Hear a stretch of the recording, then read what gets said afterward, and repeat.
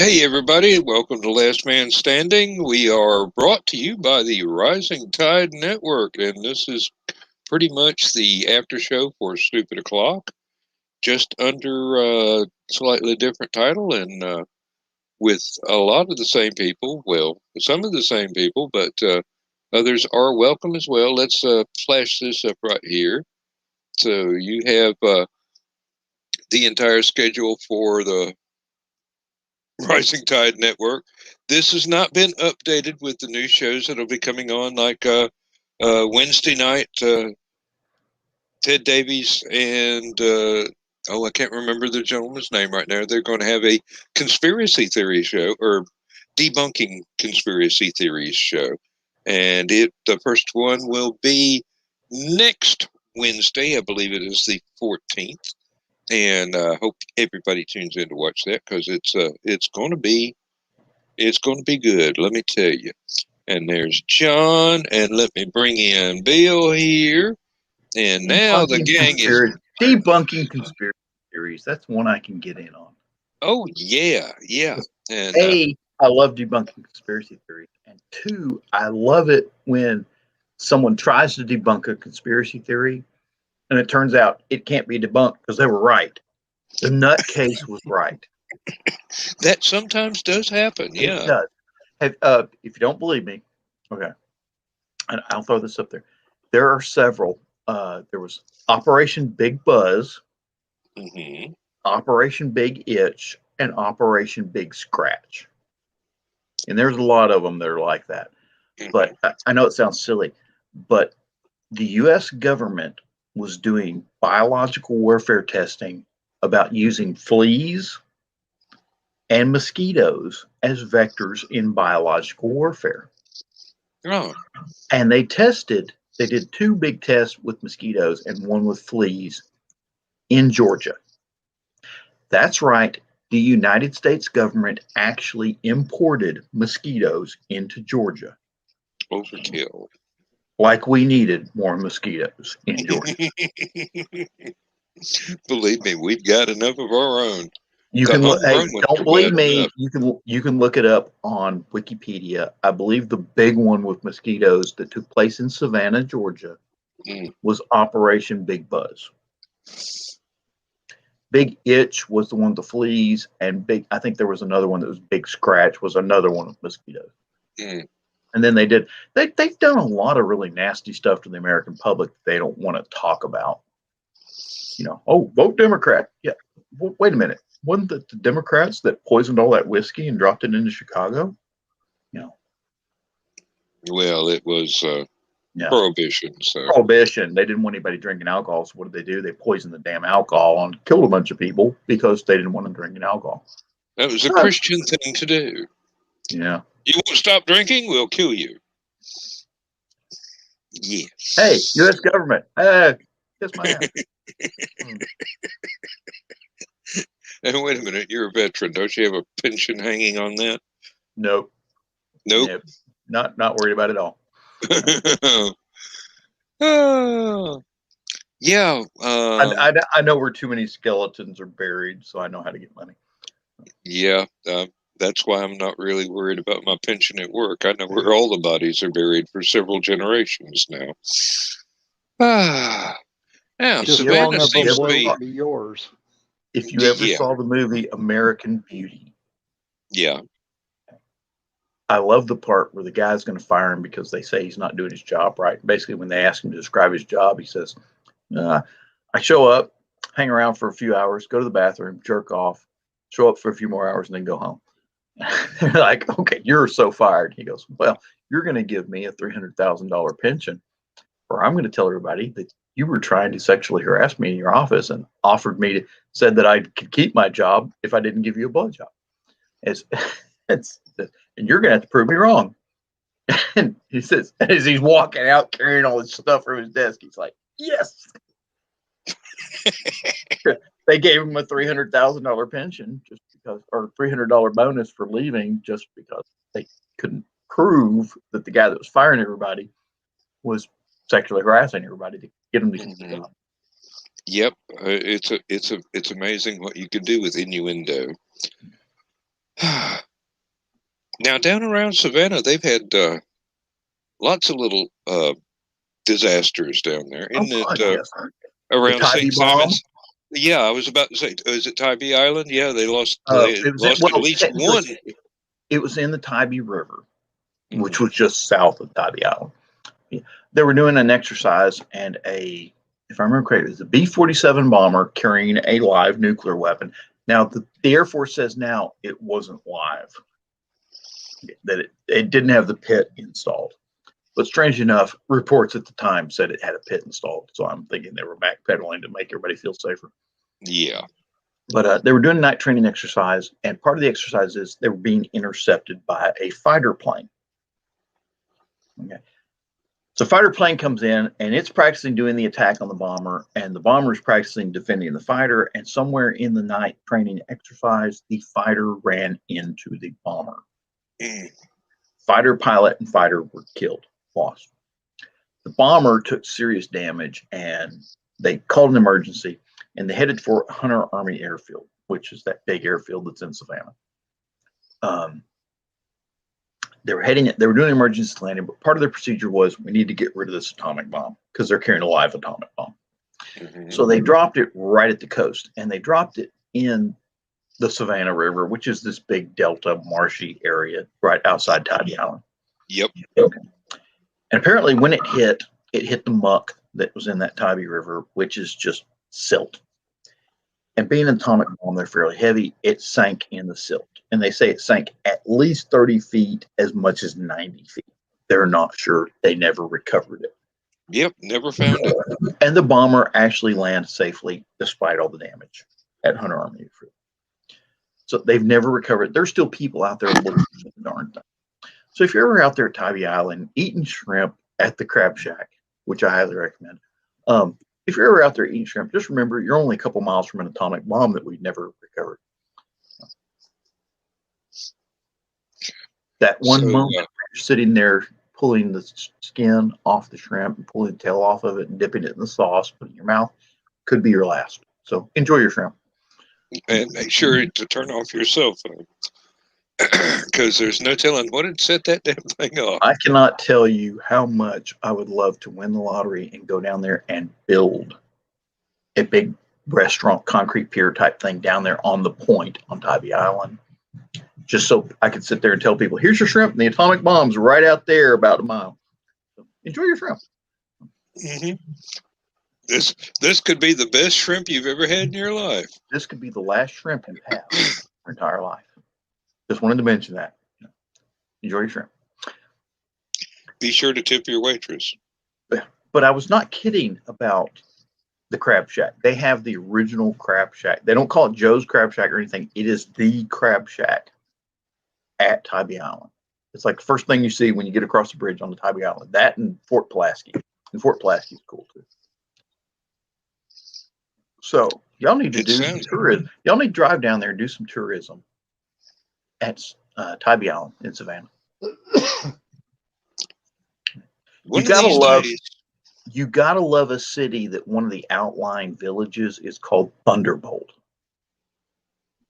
Why is it called Thunderbolt? I have no clue, but there is Thunderbolt, Georgia is right between Savannah and Tybee Island. But they have a mall there that's actually a pretty cool mall. Their Books a Million is pretty cool. Matter of fact, Dan, I'm not sure if any of your books are in real print right now, other than Amazon, stuff like that. But if you have a book in print, a regular paperback, it's at that Books a Million. Oh, well, there are paperbacks and hardbacks available. I actually got the. I would put money on the fact that Books a Million has your book in print at that mall. I would love that. I would love that. I actually got the. What's the competition for Books a Million? Drat. Now I can't. Barnes and Noble, yes. Barnes and Noble. Thank you. Barnes and Noble. I actually got the Barnes and Noble in Athens to stock my first book when it first came out in the first week, and they sold out. The Barnes and Noble here in Chattanooga at Hamilton Place Mall. It's kind of funny. they have John Ringo's books. John Ringo lives in the area. So he actually occasionally sneaks into books or Barnes & Noble and autographs all of his books in Barnes & Noble. Which is pretty cool, actually. I asked them if they wanted me to go ahead and autograph the ones that they had there. And they go, oh, no, don't do that. Don't do that. And I'm going, oh, I shouldn't have asked. I should have just done it. That was probably when they said, no, don't do that. They probably meant, yes, go do it. We're just not going to watch. Go over there with my special autograph pen and there's an author, and I'll go ahead and plug her here on the thing. Her name is Jean Johnson, and she goes to a lot of the sci-fi conventions. She's a former Marine. She wrote a really good series of sci-fi books, and I picked up. She gave me a copy of the first one at a Chattacon here in Chattanooga. Read the book, loved it. And just what happens, we were down there doing vacation at Tybee Island, and I went into that mall, the Books A Million at Tybee Island. And they had all of her books, the whole collection, except one, but it wasn't out yet. So, the only one I don't have of her collection is the one that wasn't out at the time. And I bought her entire collection of books at that Books A Million in Thunderbolt. So they're sitting over there on the bookshelf. You pretty much made sure they restocked that shelf. It did, yeah, maybe. They didn't have a lot of them, but yes, they had all of them. I love bookstores like that. You walk in there, it's like, give you an example.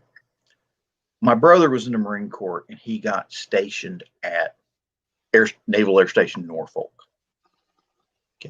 which is a small Marine part of Norfolk Naval Station. Most of it's Navy, but they have a Marine detachment. So I drove him out there. So we loaded all his stuff in the back of my pickup truck, drove him out there. And I dropped him off to barracks and everything. I was staying at a motel nearby.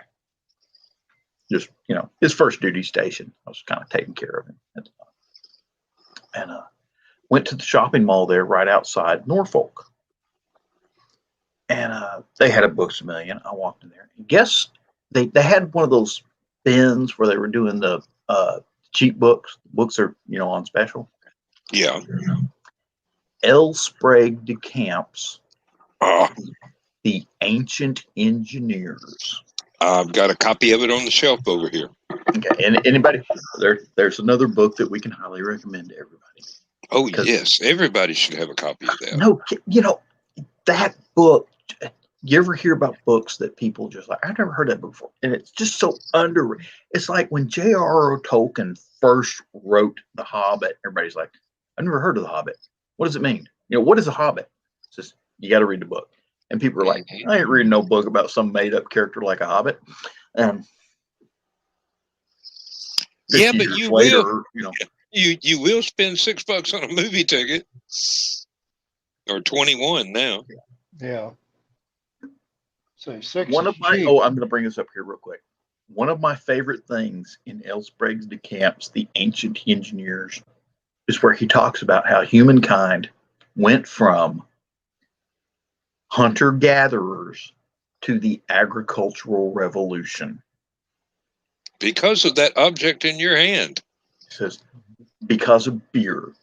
It says, they had to wait around for the grass and water that they were creating beer out of to ferment, which means they had to stay in one place for a little bit of time. So they started farming the grasses and grains that went into beer and started farming raising animals in fences and all that sort of stuff like that. And that's why humans went from simple hunter-gatherers to the farmers, agricultural revolution. Yep. Because of beer. That's why humans are what humans are today. Yeah. Strange enough, and here's the funny part. He says that it probably happened somewhere in Iraq or Syria, that area of Mesopotamia was what it was. So it probably happened there. And of course, technically, all the countries that occupy that area now are dry countries. You're not allowed to drink alcohol. Kind of defeats the purpose of becoming civilized. That's your national history, you idiot. You're supposed to be drinking beer. You invented it. That's okay. That leaves more for the rest Which of is us. why there's no peace in the Middle East, because those idiots can't sit down and drink a beer. You know, I've never heard it put like that before, but I Hey, would not. trust I me, would not question it at all. you put Israelis and Palestinians in the same bar, drinking the same beer, let them fight it out for a little while, and then as they're bandaging their wounds, buy them all beers, solves the whole problem. Yes, I'm that damn smart. Well, I never doubted that for a moment. One big bar fight to let them just, get it out of their system and then buy them all beer. And Middle East will be fine. Well, basically, you've had one big non-bar fight for the That's last that's 20,000 years. That's fireworks. Everybody loves fireworks. That's why they won't stop fighting in the Middle East, because they love the fireworks. Hey, trust me, if you spend a couple of weeks building your own rocket, you want to see it fired at somebody. Okay. That's what the Palestinians are doing. And Israel, they got that, the Iron Dome air defense system for shooting down rockets and missiles and stuff like that. You think they want it to just sit there and rust? No, they want to see that thing go up and take out a rocket. Well, somebody's bound to oblige them. Now, if they had Halloween in Syria and Israel, if they just adopted Halloween overnight and they all had to carve pumpkins, okay, that would just totally end that shit. Okay, they don't. Hey, let's have a pumpkin carving. Let's have a pumpkin carving competition.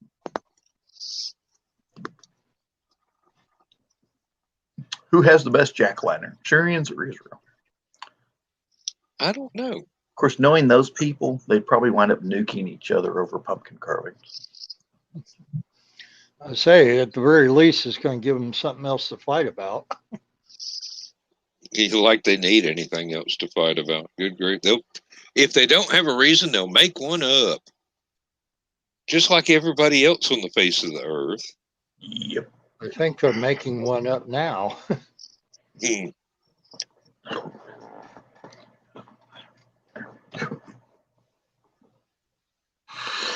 Wow. Okay, I did my bit for God and Country. It's your turn, Jim. Okay, Bill, hold forth for a minute while I run to the fridge. He's going to leave us in charge of this crap again.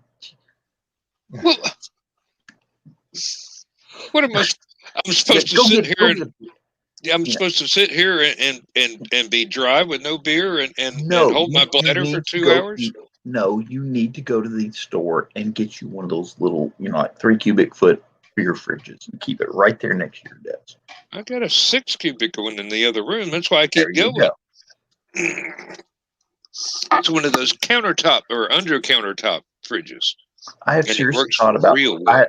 I've got one of those little Playmate coolers that it'll hold a 6-pack. I seriously thought about bringing it up here just for these shows. Yeah, I have thought about that too, but then, there's only one problem with that theory. I would still have to go to the bathroom. Yep, that was my point. I was just about to bring up. But I love all of you people that are watching the show, but I am not about to put a catheter in myself just so I don't have to go to the bathroom. I don't love you that is not the way to go. No. We just go, I'll be right back, and switch the camera off, switch the microphone off. And get the hell out of here. Anyway. What's wrong, John? Don't you want to do the Steve Martin impersonation from Dirty Rotten Scoundrels? You remember that scene where they're at the dining room table? One I keep remembering, and it's hilarious. Was it North Dallas 40? I think it was. Had Burt Reynolds and Mac Davis in it, and they were both trying to get the same girl. And they went to this EST briefing, or whatever it was. It was this motivational thing. And the guy who was running it made everybody drink and eat and wouldn't let them go to the bathroom. The doors were locked. They could not go to the bathroom. Basically, everybody had to poop and pee themselves during the meeting. Well, Burt Reynolds had done a little homework and he knew something about it. So he'd gone to an antique store. He bought a traveler's companion. which was a big metal flask you strapped to your leg and a rubber tube that went up with a large catch device that you would attach to your penis. So if you had to pee, you peed. So while everybody else was running around with wet pants and stuff like this, he was just cool as a cucumber and told everybody, well, I've got really good.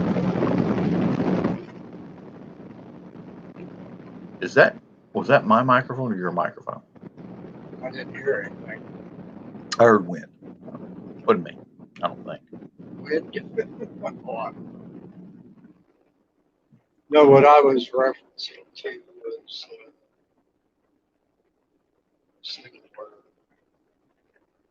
Steve Martin. You're gonna have to learn to use that microphone. You're just not talking close enough to it.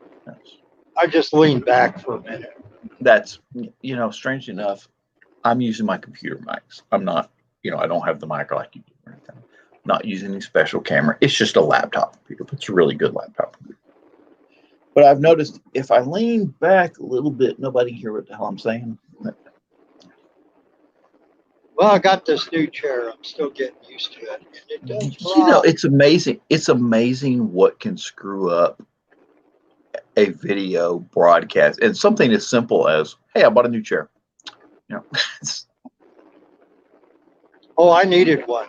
I was sitting for the last several times of it on the show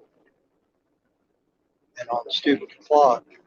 Sitting in I got to do something because this ain't showing. Showing up with a.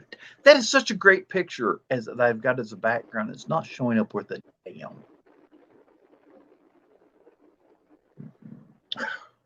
I was actually saving this for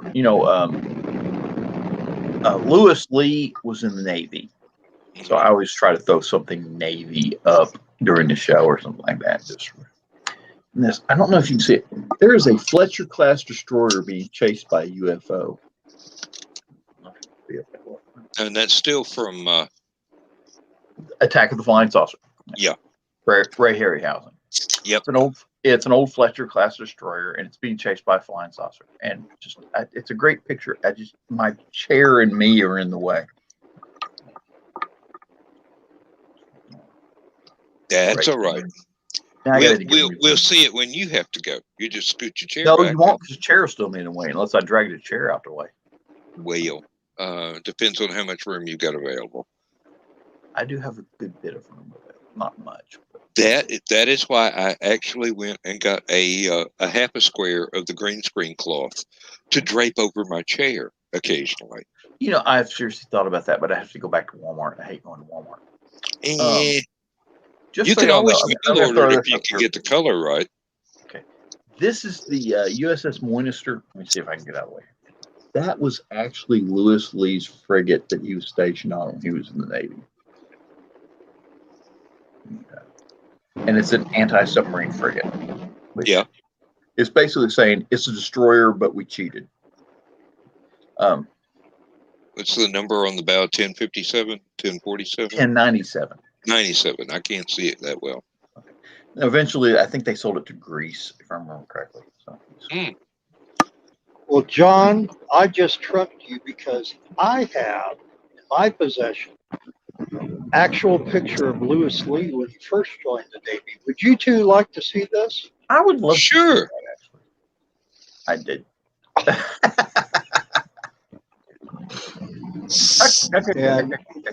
And he hasn't aged a day. I don't think he holds up just so like well. him. You know what's really funny is Lewis went. Okay, just so we're on a different show now, but I'm pretty sure it's the same people watching. But just so y'all know, Lewis went. His wife works at the IMAX Theater in downtown Chattanooga. The IMAX Theater here in Chattanooga was part of the Tennessee Aquarium thing, so everything they show is pretty much nature documentaries and stuff like that. But occasionally they have really good movies. Tonight was one of those nights where they had a really good movie. They showed Black Widow in IMAX format, but not 3D. I don't understand that. If it's IMAX, it's 3D. I don't understand how they can do IMAX without 3D. But they just do it really, really big in 60 frames per second rather than 3D. But he went and saw that at the IMAX Theater tonight. That's why he wasn't on Stupid O'Clock tonight. but I know for a fact he's probably watching some of this. If he's not, he's watching it tomorrow. I'm actually surprised he hasn't jumped in here and told me to shut the hell up. But anything can happen while there's still time on the clock. I just, the only reason I said that was so that he would jump in here and say shut the hell up. So, but yeah, he is our news director here at Stupid O'Clock.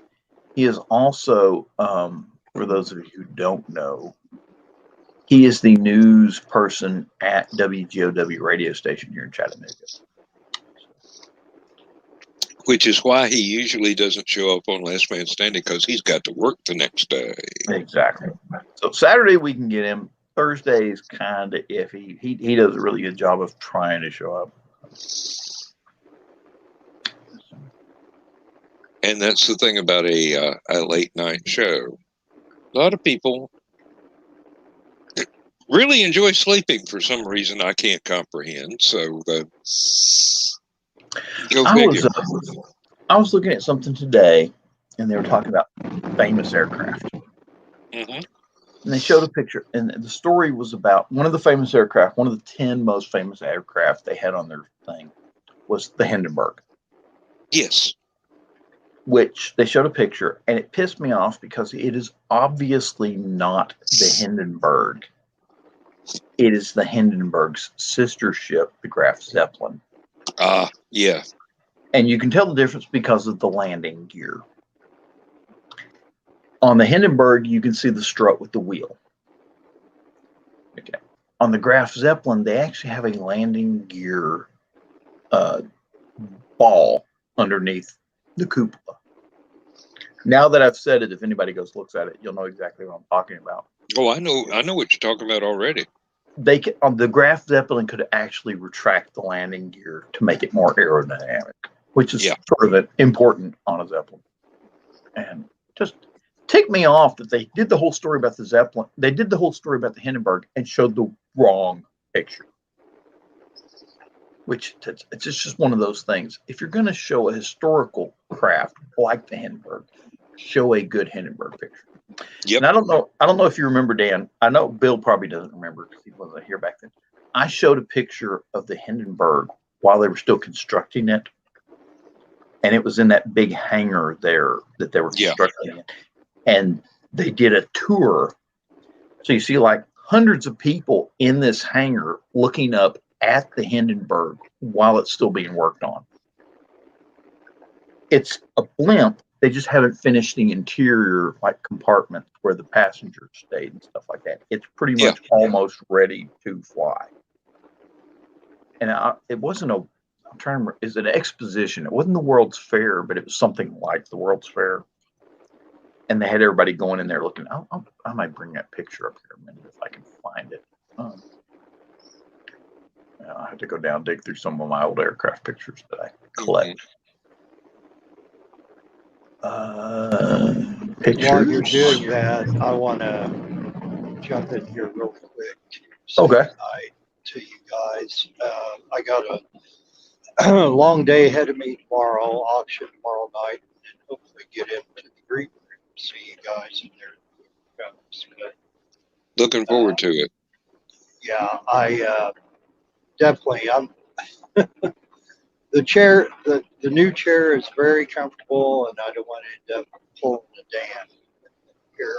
Hey, so we can always email Rhea and have her tell you to wake up. Good. Get her to jump in there, but nonetheless, though, thanks for letting me be on both shows tonight. Oh, and our pleasure. We'll see you guys tomorrow night, hopefully. You buying out? All right. Yep. See you. Like and deals, right. Everybody. See you, Bill. Good night. Good night, Bill. I apparently did not save that picture. Darn it. Well, it'll be all right. No, it ain't, because I've got a bunch of good Zeppelin pictures. I got a bunch of good Hindenburg pictures. I just can't find the one I'm looking for, which is really picking me off. Yeah, well, my problem is I don't. This is a different computer from the one where I keep all my pictures stored, so I can't. I can't go to my file of stuff and find things, even though it's 300 gigabytes of pictures. Well, I'll give you an example. Let me show you one of the good pictures I've got here. Wait, that ain't it. Did I? Why am I not? Oh, there it is. Why is that not? Oh, I know why that's not. No, the window popped up and then it disappeared. No, that it wasn't the right window. Why is that not there? I don't know, but I became very familiar with different Zeppelin designs since I started writing steampunk stories. So it was kind of something I felt like I had to get right. So even though I kind of went beyond the what was historically accurate into the science fiction end of the thing, so wound up with Zeppelins that were bigger than Okay, modern that's day cruise ships. it's in a format that Facebook doesn't, or that StreamYard doesn't like. Okay, well that would explain it. That's a great one. They're grounding the Hindenburg, and it's right next to the cupola, which is really cool. And so, oh well, I don't know. So I don't know. Let's find out. Let's see here. And I can't find that one picture I was looking for. I hate it when that. I know I've got the picture somewhere. It's just not in the file I thought it would be. So.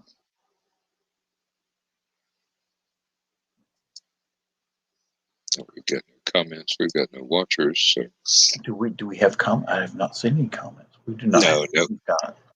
We had A Tough, Ted Davies, Bill Sartain, Dan, you're watching our show. You're supposed to be on the show, damn it. Well, duh. Oh, that's just likes and loves. Keisha always loves everything we do.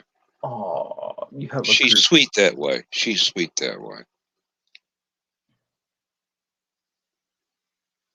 We should, well, if it weren't for the fact that it's way past her bedtime, we should get her on. But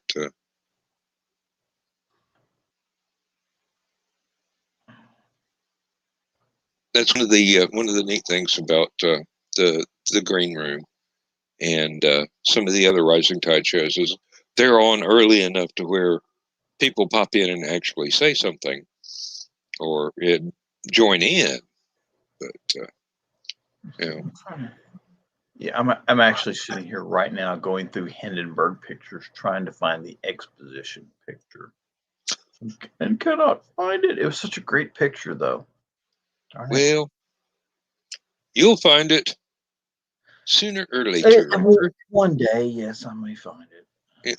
As soon as you log off and I run the end credits, you'll find it. Oh my God, that is awesome! I got to keep that picture, man. I will bring that one up just because it's such an awesome picture.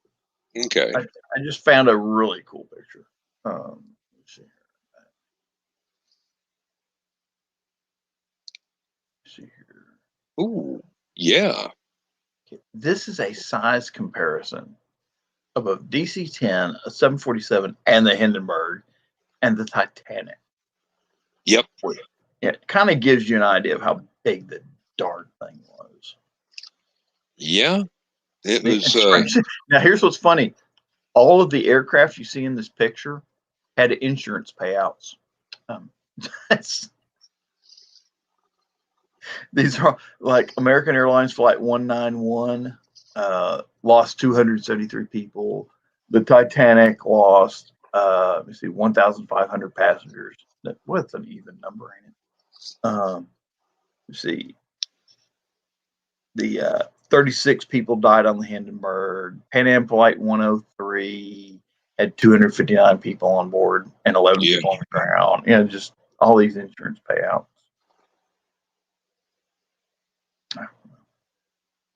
That is still a big ship.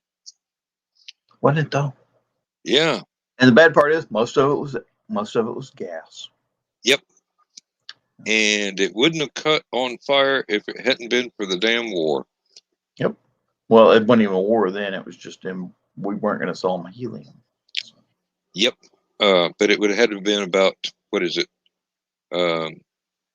3 times larger, or no, it just wouldn't have been able to carry as much weight. Well, I mean, to carry that much weight, it would have to have been a much larger craft, because hydrogen has a greater lifting power than helium, although hydrogen is self-evidently so much more dangerous, because helium just don't burn unless you get it as hot as the interior of the sun, and get it to fuse. So, and now, if people would just hear me say that, they go, "Oh no, no more blimps. They could turn into a fusion bomb." And I go, "No, I'm that just ain't saying gonna work."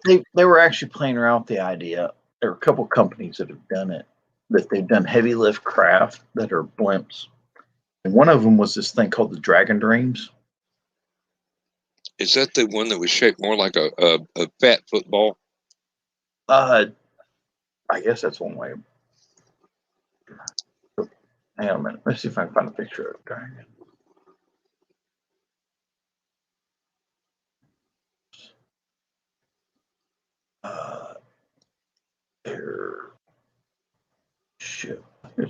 Here it is. Okay. Let me see. All right, gotta go down and click some more buttons here on this thing. Click away. Oh, I do believe that's the right one. Yeah. The oval cross section. I suffer so much from not You know what I having my really teeth like anymore. about this? One of the things I really like about this thing, of course, you got your engines out here on the side. Mm-hmm. But one of the things I really like about it is the landing gear is basically a stack of inflatable rafts. Mm-hmm. So it basically, they can fill them up with water or air. They fill them up with water, it's ballast. They fill them up with air, it's landing gear.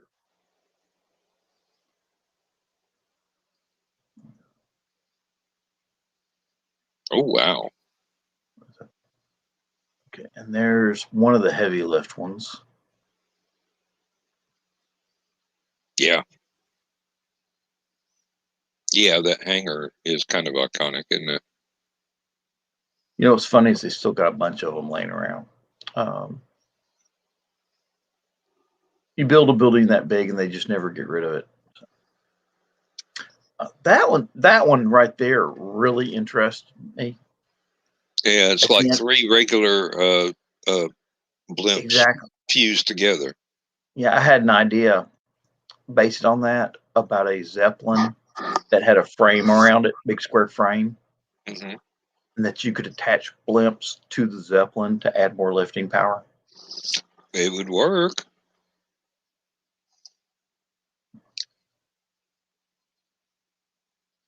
It'd be you'd have to have some healthy engines to go against the wind, but Which were actually, in the design I did, they were actually on the end of the frame, but that was kind of a steampunk thing I came up with. So. Well, yeah, you come up with these ideas, and they're actually practical, but nobody's got the money to actually do it.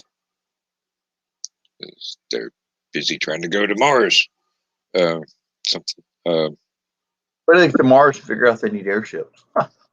Hey, no, they'd have to be even bigger there, because there's practically no atmosphere. Because So. they wouldn't have to be bigger. There's not much atmosphere, but it's CO2. Because it's a thicker gas, helium would float a lot better on it than it would in a nitrogen oxygen atmosphere. Oh, I hadn't thought about that before. But one of the big problems is oh,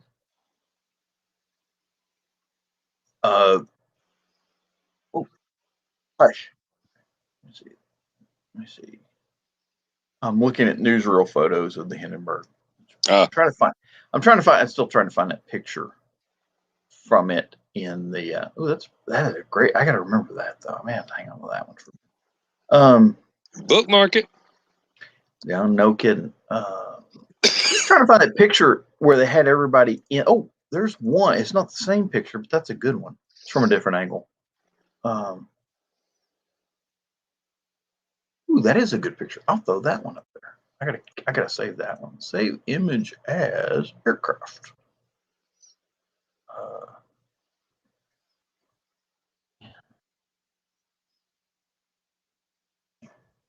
right. Let me see here. Say, all right. Let me throw that one up here. Y'all will love this picture. Everybody who's watching this will love this picture. Wait, that's the wrong. I hate it when I hit the wrong buttons. I really do.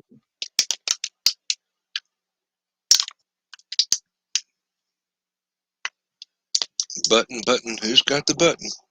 Okay.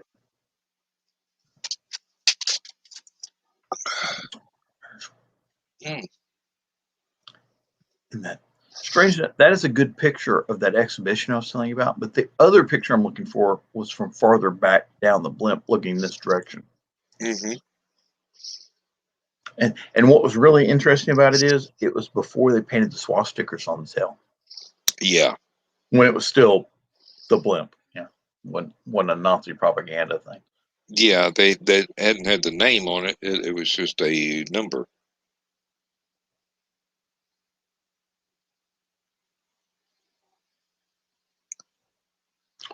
There's a good wait. Do that one. I like that one. And ladies and gentlemen, we've reached the portion of the show where I just let John do what he wants to do because he comes up with the best stuff. If you don't like what I'm telling, if you don't like what I'm doing, just say, "Hey, John." Oh no, I enjoy it immensely. That's why I'm. Cool way. Darn it. Oh wait, that is not. Hang on a second. Share screen. I gotta show you all this picture. This one's kind of awesome.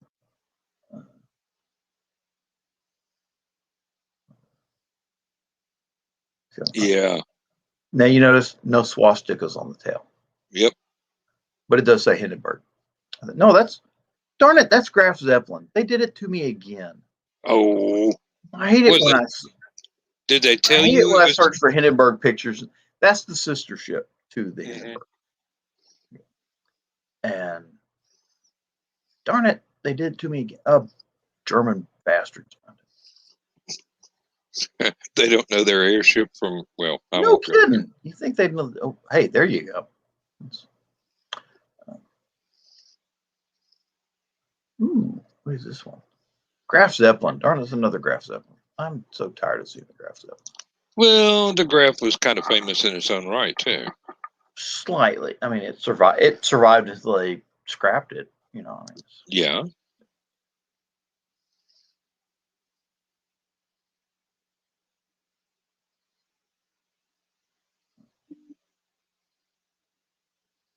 And the really sad part, of course, is that if they had run both of them on helium instead of hydrogen, to hell, they might still be flying. Yeah, they probably would. Of course, they'd have to do better than the 40 horsepower engines that they started off with. Oh, can you imagine? Well, of course, World War II would have destroyed them. But can you imagine if just like like all these other old steamships they kept in service for so darn long that they were still running? You know, that's oh well. Yep. Would have been a different world entirely, and that's one of the premises behind steampunk. So that's one of the things that makes it fun. Are you familiar with the USS America? Another Zeppelin? No, it was a steamship. Let me see if I can find it here. It's not. Sorry, not USS America. SS America. Let's see. No, not that one. That one. But how do I find? Wait, that might be it. Hang on. Yep, that's it. Okay. Let me see. I'm going to bring this up. It's on Wikipedia, but it's. I hate to see these nice old ships not get the love they need. Yeah. All right, and there's one of them. I'm going to click on that for a second. That's it. Hmm. All right. It was at the time, needless to say, it set records for how fast it could go. Okay, let me see if I can find it.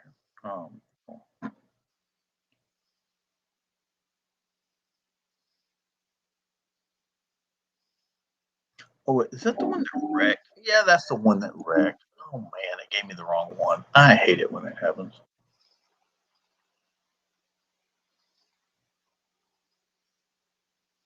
Mary.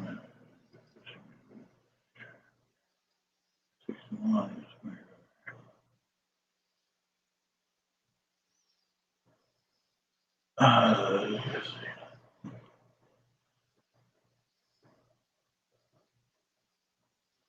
I can't find it. Oh, wait. There's the one.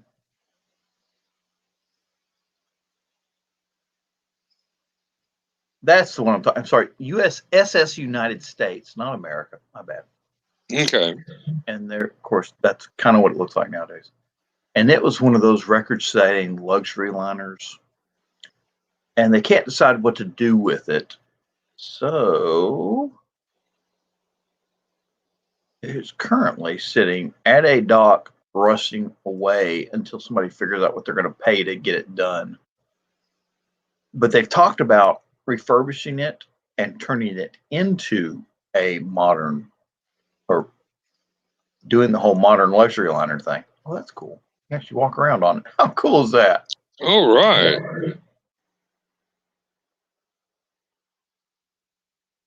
So it's laid up in Philadelphia right now. Nobody's doing anything with it.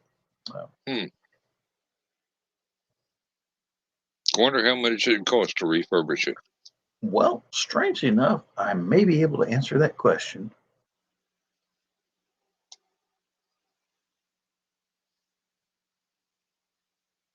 Right about here. Let me see. Let's see. Since 2009, a preservation group called the USS United States Conservancy have been raising money funds. Let's see. Let me see. As funds dwindled, the group began accepting bids to scrap the ship. However, sufficient donations came in via extended fundraising. Large donations have kept the ship berthed at its Philadelphia dock while the group continues to further investigate restoration plans. Let's see, there's a picture of it. Anyway, fire safety. Oh, I don't know if you remember the SS Normandy was a massive French ocean liner that they captured when the Germans captured France. They docked the Normandy in New York, and while they were refitting it as a troop ship, it caught fire. Ooh. Yeah, and burned. Yeah, big deal back in the day. Let's see here.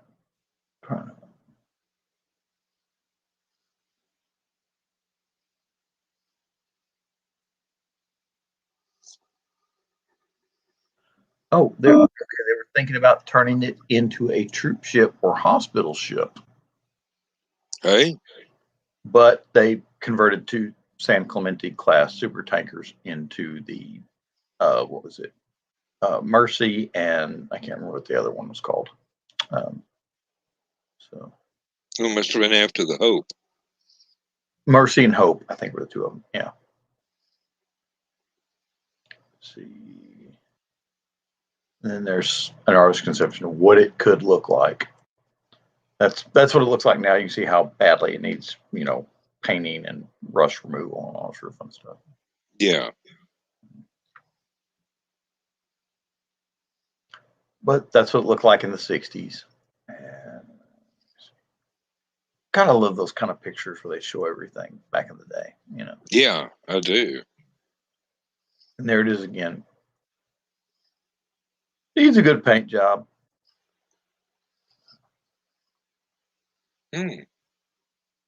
Five-bladed propeller?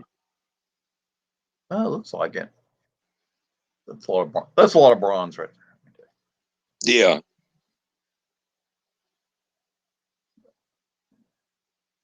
Oh well. Yeah, let me win the lottery. Throw some money.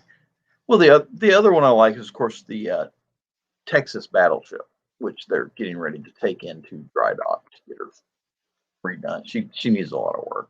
So. I will give them credit for one thing. They opened her up for July 4th weekend, so they let everybody go out and look at her. Oh, that is nice. Well, they've been pulling all the gun turrets they can off of it so that they can get her into dry dock. They've been pulling all the anti-aircraft guns and all the light stuff off of it, basically clearing the deck so that when they send it into dry dock, they can get all the work done that needs to be done. It's the 100 and something year. Was it 1906, 1916, sometime like that? It's 100-plus-year-old steel. Of course, it's going to leak. Yeah. And they've replaced. Strange enough, you can buy plaques and jewelry and stuff made from the original steel from the hull that they've replaced over the years, which a lot of people are like, oh, you can't replace that steel. It's like, it's a ship. It's supposed to have steel replaced. That's how the Navy. Really? That's how the Navy invented the darn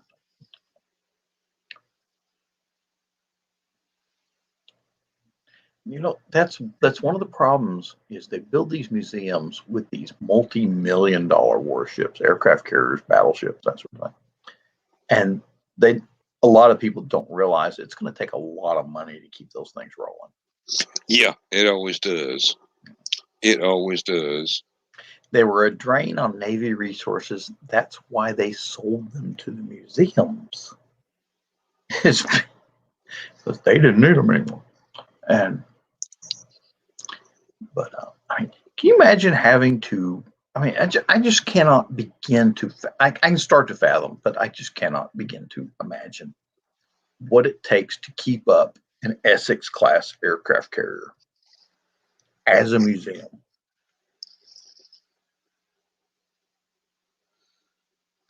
Well, basically, you remember the definition of what a boat is for even small ones.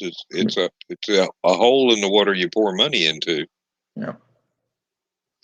And the bigger they are, the more money it takes to fill that hole. Oh, and yeah. it never really gets full because entropy always increases. So, you're fighting rust and corrosion and just metal fatigue and everything else the entire life of the piece of equipment. But still, it's better than seeing them towed offshore and scuttled to be the foundation of a new coral bed or cut up for scrap metal.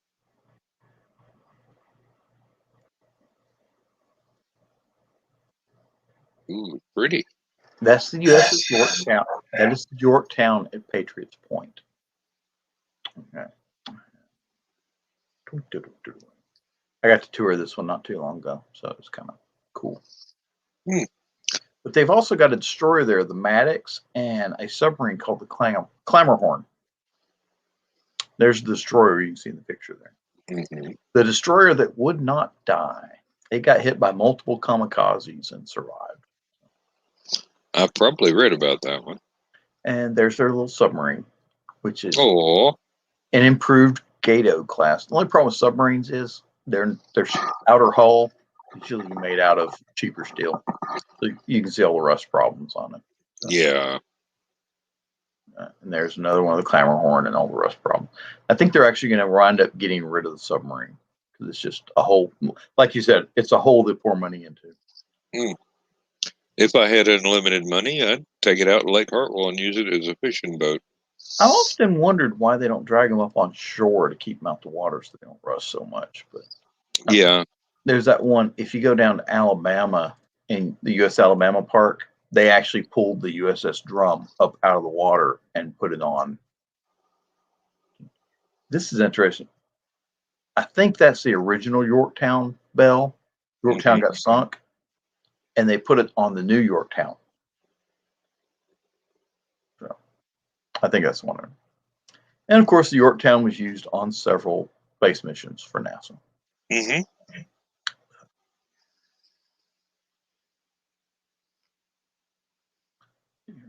And there's the Maddox again, old destroyer. And some people playing around with the 40 Mike cannons. Yeah. Playing like they're playing around. It's not like they actually had ammo for them. You never know. It ain't that hard to make. Oh, this was pretty cool. For a long time, they had a Coast Guard ship sitting there next to Maddox. They had at one time a nuclear-powered craft sitting there, but it eventually got scrapped for some odd reason. It was a nuclear-powered polar survey vessel. I can't remember the name of it at the time, but it was one of the few nuclear-powered civilian vehicles. Because technically, it wasn't a military vehicle. You know, I really did not know that there were nuclear-powered civilian vehicles. There were only a couple. Soviet Union has quite a few. They actually have one that's pretty cool. It's a boat with a nuclear reactor on board, and what they do is they haul it to wherever they're going to set it up, and it's a nuclear power station. Yeah. They dock it in the middle of nowhere and run power off of it to power towns, cities, research stations, whatever. Yeah, we should be using some of the old reactor-powered ships that we've got for that sort of thing, for humanitarian missions after a hurricane or something. Go run power to some place. Strange enough, you mentioned that. I actually had a theory a long time ago of taking the old ballistic missile subs, taking the warheads out of them, and putting communication satellites in all the ballistic missiles. And anytime you have a hurricane that goes in and wipes out, say, Haiti, gets wiped out, they have no power, they have no communications, you get all these people suffering, stuff like that. Send that submarine down in that neck of the woods, launch a communication satellite, put it in geosynchronous orbit over the area that's affected. Now all your rescue people can have satellite phones. Mm-hmm. And if you have to, you can dock it at the area and again use their nuclear reactor to provide electrical power for setting up a camp or whatever. And hospitals and whatnot. Exactly. Yeah. Exactly. Yeah, it seems like common sense. No such thing. Yeah. It should be, but there's no such thing as common sense. You have sense, and then people that use it, and then everyone else is like, "Ooh, well, cell phone." It is a superpower.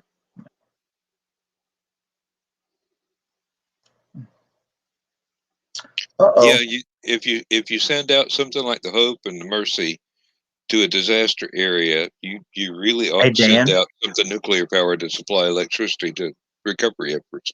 Dan, you got 20 seconds. Actually, Yes. you got 15 seconds. To do what? To end your show.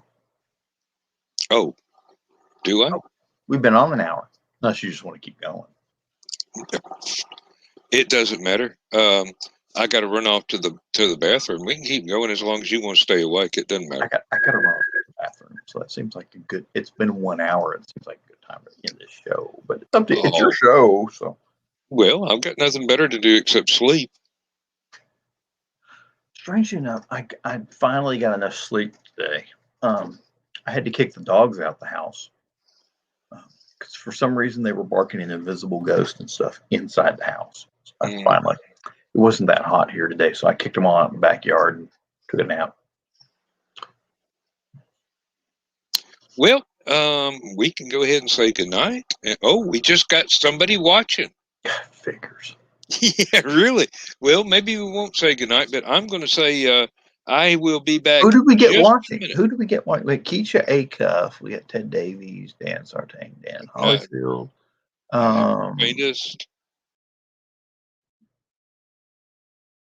Welcome to the John Show.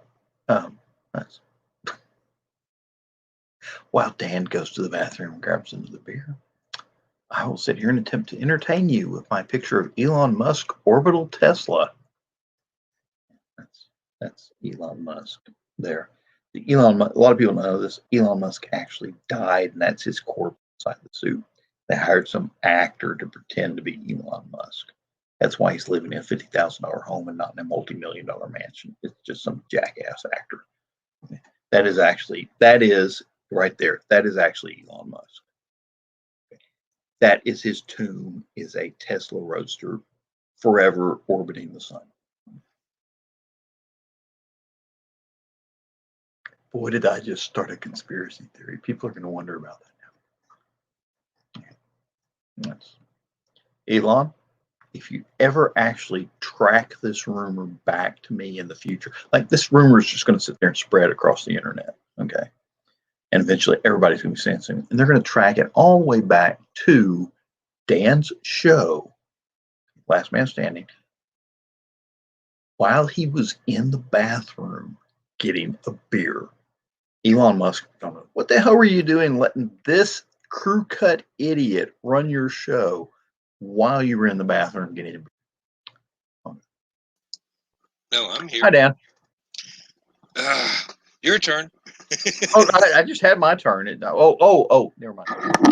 Hey, I'm gonna go get a beer and use the bathroom. I'm gonna leave you to deal with Elon Musk. Oh, well, hello, Elon. Could I get a grant? It worked for that guy in the Batman movie. No, I don't have any big plans to do anything with any money. I just kind of would like to retire and go ahead and get back to writing full time and churning out more books and getting all these stories out of my head so that, and all the music too. Good Lord, the music drives me crazy. I hear it every minute of every day, and I can't possibly create it all because I have to work. And even when I'm home, I've got stuff I've got to do. There's always yard work and home repairs and everything else that is part of the joys of owning your own place. Now, we haven't had any comments, so I can't see who it is that is our audience right now, but it's somebody watching on Aphelion Webzine on that Facebook channel, so have no idea. You could always leave a comment and it will pop up here where we can see it. It'll probably show you up as Facebook user instead of putting your name up. You would have to go to, where is this little bugger here? I think it's a banner there somewhere. Let me look.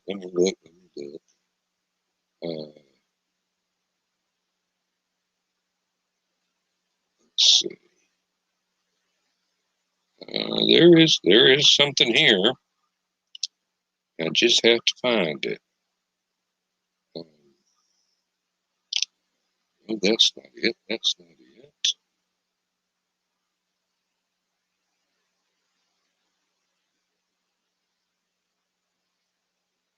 it. Well, oh, that's it. There we go. Now, if you do that and go there to StreamYard and give them permission to use your name from Facebook, then if you make a comment, we will know who you are instead of just a generic Facebook user. This is a very useful little function, and I can see when somebody does make a comment, it will tell me, and I can click over to the comment thing over on the side because you know we got these tickers and all the signs and things, and the beginning credits, the end credits, and Joe Dog has a raft of little couple of second long videos to show when somebody actually does something that you need to have a more than just a vocal reaction to. So, you know, it's like Animaniacs. Good night, everybody, when somebody does something really, really strange and you feel like that's going to be the end of the show because you're going to get bumped off the air. But no, that hasn't happened to any of us yet. Yeah, yet. So, anyway, I'm working on it. I'm trying to get all my friends bumped off of Facebook. I'm just going to leave that sucker running. Let me see. I'll scroll back down here to where when I click back from looking at the comments, then Dan, Yes. What is one of the weirdest snacks you will eat? Just like a go-to snack that no one else really eats, or no one else that you know really eats. Used to have a fondness for a celery stalk filled with pimento cheese. I've seen that one. I've seen cream cheese. Mm-hmm. What was it? Cream cheese and walnuts, I think it was. That was real popular Could for a be. while. That sounds good. Okay. That really does. Let's see. Cream cheese, peanut butter was another one. Celery. Yeah, but that one would be out of my league there for celery. Peanut butter just doesn't seem to go well with celery for me. I have been known to take a salt shaker, take the lid off of it, and dip a stick of celery or a carrot into it. I've seen people put salt and pepper on watermelon. That one kind of struck me as odd, but I will put salt on a watermelon, but I will put salt and pepper on like a honeydew or a cantaloupe. Cantaloupe. Yep. Yeah, that's another one. Yeah. And I love that with my breakfast. Same thing One for of my slices odd of tomato. one of my odd snacks that I just love to make it and eat it is spaghetti. No sauce, just spaghetti. You don't even butter it? There's a little bit of butter, but that's just to keep the noodles from sticking together. But yeah. That's actually a pretty decent meal for it's college student poor sort of thing. But yeah, try to throw ramen noodles without having ramen noodles. Yeah, basically. Or if you happen to find a brand of ramen noodles that doesn't have one of the little spice packets or whatever that goes in it, you can use just a pat of butter and a little bit of salt and pepper, and that's excellent as well. And you don't even have to keep all the water if you wait till after you drain it once it's soft to put the butter and stuff on it. Dash of Parmesan. Hey, I do different kinds of foods, and some of them are not even really your normal sorts of foods. But Chris Walker, yeah, there we go. Chris Walker, snack food that you eat when you're hungry? What? Nope. But we got a comment. So yeah, probably less salt. I'm referring to the noodles, indeed, and well, and now we know who one of the phantom viewers is, and the other one just vanished. So maybe we shamed them because they didn't make a comment. I hope not. Nobody has to comment. And good grief. And oh, heavenly day. Food. Lord, for somebody that's such a bad cook, I really love to do it. I have a very, very limited repertoire, but I'm really good at the few things that I can do. And most anybody could show me up making something even fancier than what I could do. But I just enjoy it so much. I love it when my wife will actually let me use her kitchen and cut loose on something.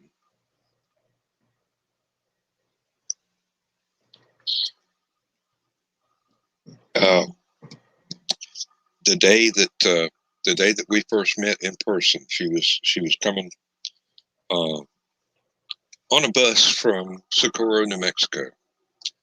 She spent 3 days on that bus reading a printout of an unpublished book of mine that I don't own the rights to publish because it was in somebody else's universe. And she's told me later that after about the first 10 or 15 pages, she had forgotten that it was me that wrote it. The story was interesting enough to where she actually forgot the connection that I had written the darn thing. So she got off the bus in Athens, Georgia. I took her on a short tour to show her the place because she'd never seen any part of Georgia before. And then brought her home and proceeded to cook her a spaghetti dinner. And I almost forgot the garlic bread, but I remembered it right at the last minute. So had to keep the spaghetti and the sauce warm while the garlic bread was in the oven. And she swore up and down that she would never be able to equal that spaghetti sauce and garlic bread. And I'm going, oh, sure you can. All you got to do is enjoy doing it, and you play with different proportions of things until you get it just the way you want it. But that was very nice. That was a very nice evening. October 5th, 2005. A day that will not live in infamy, but it will live in my memory for as long as I can keep it.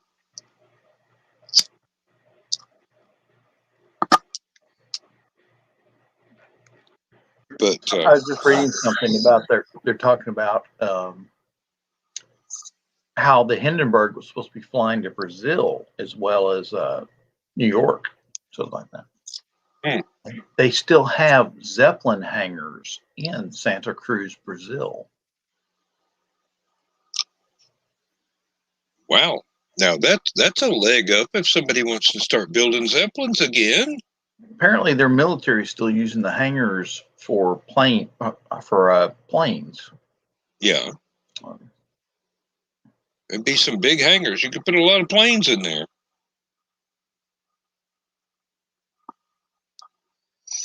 You could even have one of those vending machine things like they do with the what's that one parking garage in Japan where you basically your car goes in a vending machine and it goes up and down. When you hit the right button, your car comes out instead of potato chips or whatever.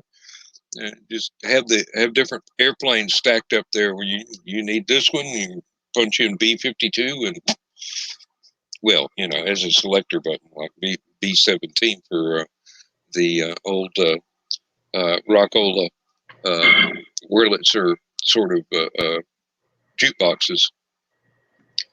Oh, I do go off on some funny tangents, don't I? Well, if you've heard me talk, then you kind of know what some of my writing is like, and there's some different directions there that nobody else has ever discovered before, but I'll cover them.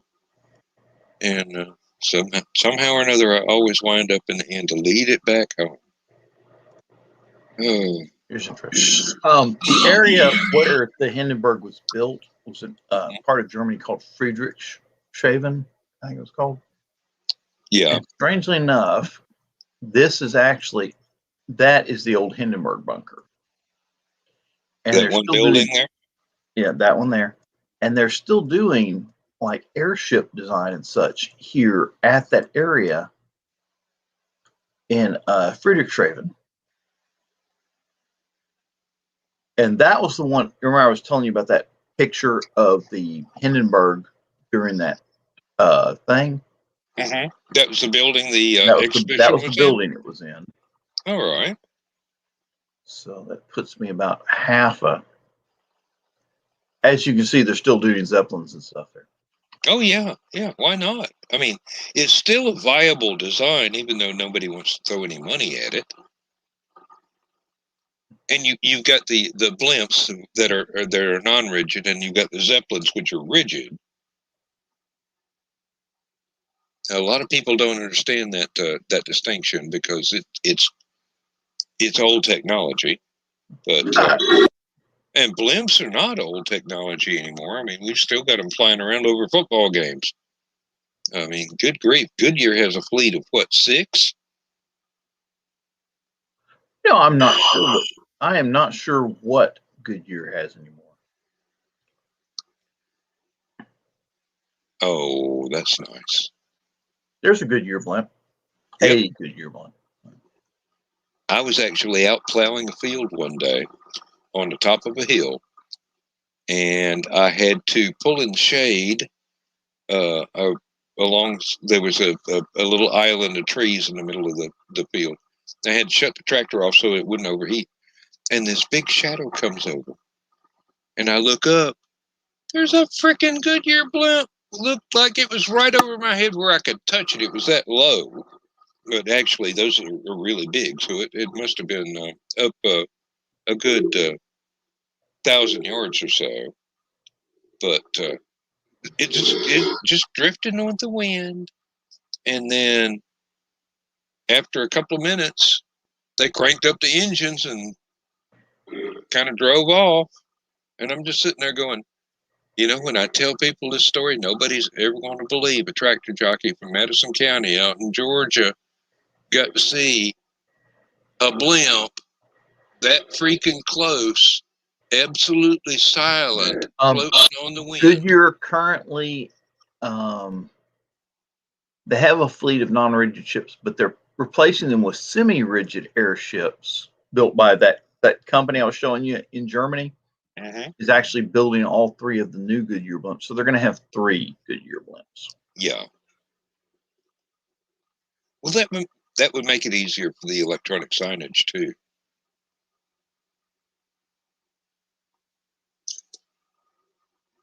You'd have a partial framework to hang everything. Most of their blimps, a lot of people don't know this, but most of their blimps were actually historic Navy classes of blimp that they bought. They were Navy surplus. Ah, I did not know that.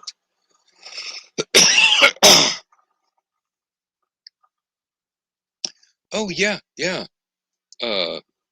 Chris Walker says several other companies have them.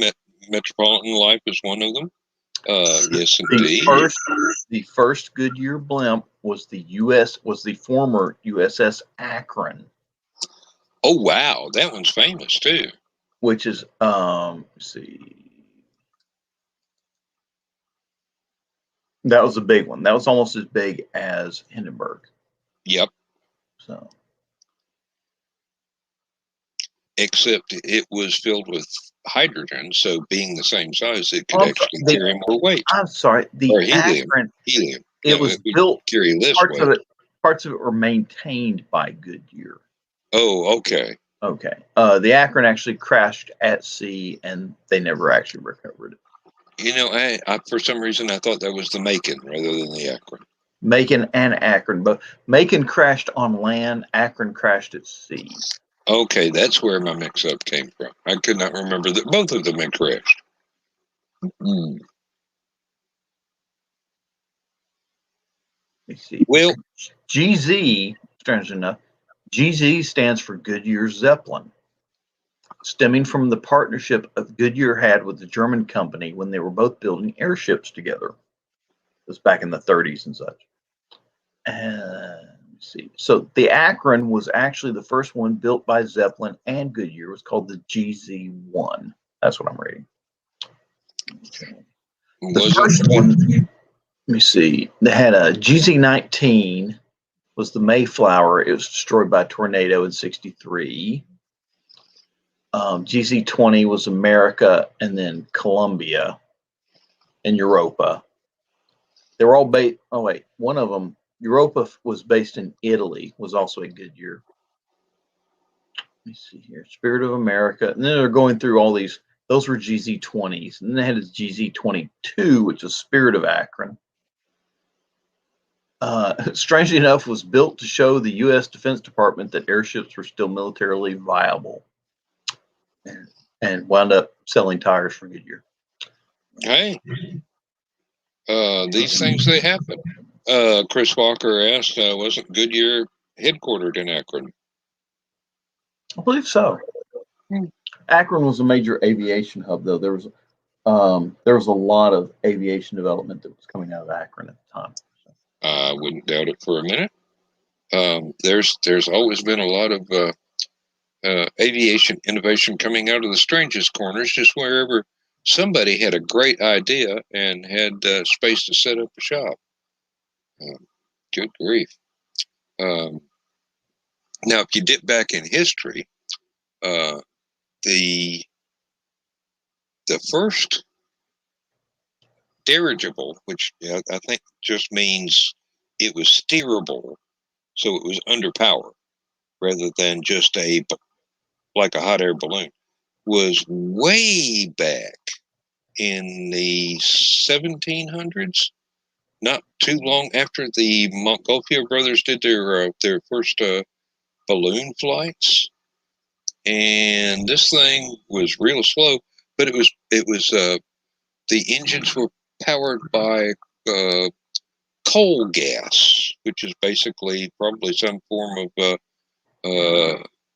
methane and propane. I couldn't be sure. The only thing I could find, strange enough, the first ones that were steerable were Russian, of all things. Oh, really? Well, that wouldn't surprise me a bit. I mean, the Russians have always been innovators.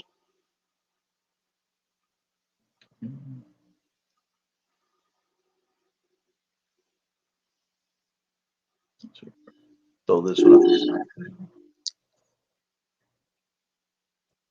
Yeah.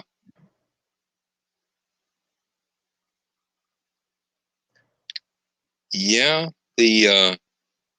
The top right was probably something like what I was thinking of. And it's less a hot air balloon and more of an airship. Although everything is slung underneath the actual envelope.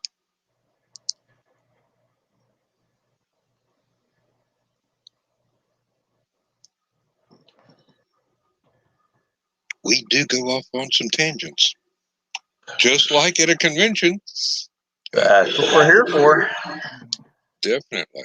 Yeah, let's see.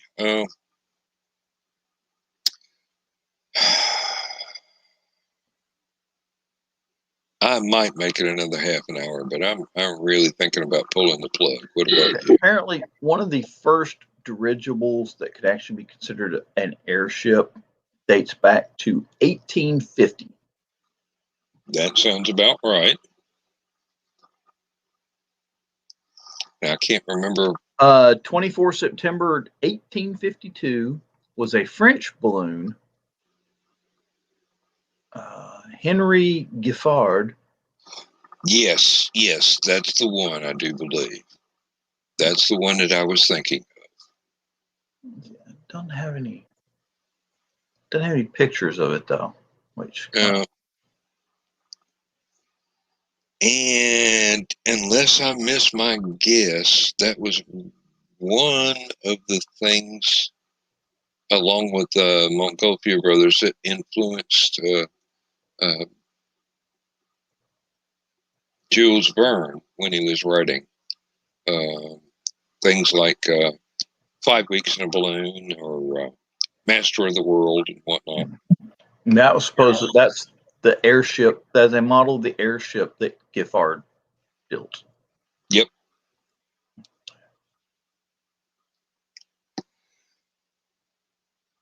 So yeah, there you can see the rudder in the back, the engine in hanging underneath everything. Had a steam boiler on board. Yes, coal gas fired, if I'm remembering correctly.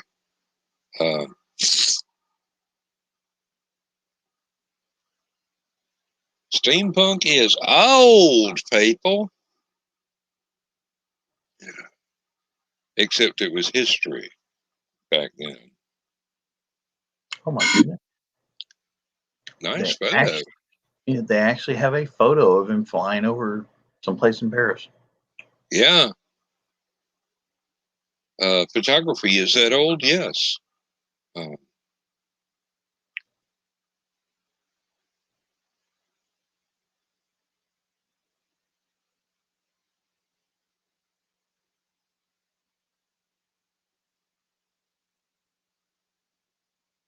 Well, they can't keep making them the way they used to because we know more now.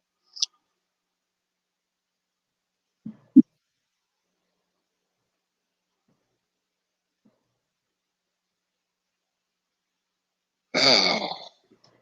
And speaking of steam, I'm about to run out of my supply. So we almost made it an hour.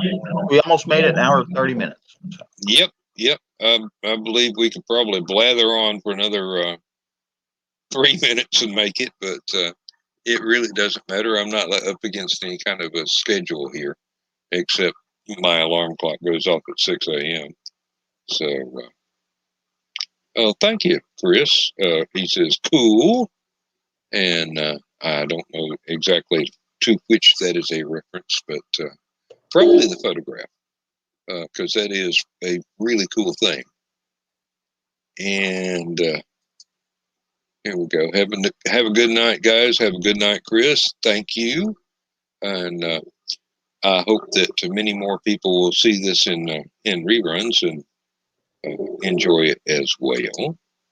I'm putting as soon as the show ends, or at best after I get off from work the next day, I put these into a playlist so that, like Christian Basil has asked people to do, just pull up the playlist and go to bed and let the videos play so we get more views. Of course, he's looking for monetization, and I'm not. So I want the fewest number of commercials in my stuff as possible. I don't know if YouTube has a service you can buy into to keep commercials out of your stuff, but if they did, I'd probably be throwing money at them. But, in any case, I do believe by the time the end credits roll, we would make the hour and a half mark. Yeah. Good night, everybody. Good night, John, and thank you very much for being here tonight. I really appreciate it.